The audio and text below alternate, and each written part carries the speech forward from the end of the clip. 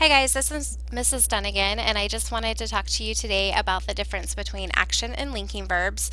This is an important concept to know about because eventually we're going to be looking at finding the direct object and indirect object, which goes with action verbs, and the predicate noun and predicate adjective, which goes after linking verbs. And so in order to get to that next step, you do need to be able to tell the difference between these verbs. So to start off with, I just want to remind you of your 8 most common linking verbs over here. Am is are, was were, be being, and been. And then you also need to watch out. There are certain verbs that can be action or linking, and these are the most common ones. So smell, look, taste, remain, feel, appear, sound, seem, become, and grow. I definitely would be familiar with these. Anytime you see one that has to do with the 5 senses that's used as a verb, I would definitely pay close attention, and there is a test we can do to see if it's action or linking. So for example, Herbert smelled the cake. Smelled is one of those verbs that can be either action or linking. So here, normally what we do is we take out the verb and we put in one of the 8 most common to test and see if it's a linking verb.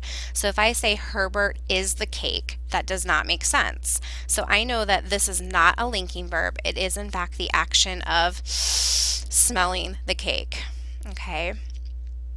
Down here though, the cake smelled good. If I take smelled out and I put in the cake is good or the cake was good, either of those are one of the 8 most common, I can do that. And what we see happening here then, when it says subjective complement, we see that this is a predicate adjective and it is being linked back to the cake.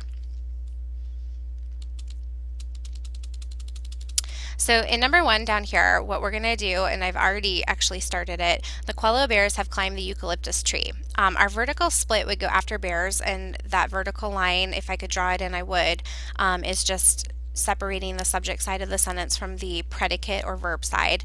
And so bears is our simple subject. And what about the bears? They have climbed. And I'm going to highlight that in yellow. That is my verb phrase or my simple predicate. And I notice that have is a helping verb and climbed is an action verb. And so I've gone ahead on the line and put A for action. And then this would help me to know that I can then go even farther and check for a direct object. So the koala bears have climbed what? And so tree would be my direct object or my DO. Number 2, the peacock seemed vain. Right away I noticed that seemed is one of those verbs that I need to be aware of and watch out for. So if I say the peacock is vain, the vain peacock, that works. So that means that seemed is my simple predicate. It's linking, and so on the line I'm going to put L. It is not action. Okay, number 3, in the rainforest display at the zoo, the birds look strange and exotic. The first thing I'm going to do in this one is I'm going to cross out the prep phrases. And so in the rainforest display is one prep phrase, and at the zoo is a prep phrase. And the reason I'm crossing that out is because my subject and my verbs cannot be in prepositional phrases. So then I'm left with the birds look strange and exotic. Right away I notice that birds is my simple subject, that is the who or what is doing it, and my verb then is looked. But I have a warning bell in my head. I remember that looked is one of the 5 sense words, and so I need to test it to see if it's action or linking. And so if I say the birds are strange and exotic, or the birds were strange and exotic, I can do that. It makes sense. Strange is really being linked back, the strange birds, the exotic birds. And so I'm going to go ahead and put an L for linking. Number 4, the goats in the children's zoo are hoping for treats. I'm going to cross out my prep phrases again, and so in is a preposition, and it's going to go all the way to zoo. And for treats is also a prepositional phrase, and so that tells me that goats is my subject, my simple subject. My vertical line separating the subject from the predicate side of my sentence would actually go after zoo. If I did ask you for the complete subject, it would be the goats in the children's zoo. And then what are the goats doing? Are hoping. That is a verb phrase, and so that means that are here is not linking, but it's helping out the action verb hoping. So I'm going to put action. Alright, panda bears are rare, no prep phrases. Vertical line would go after bears. Bears is my subject. Are is my verb. If it's just are by itself here, it's linking back the adjective rare, rare panda bears. So that means that it is linking.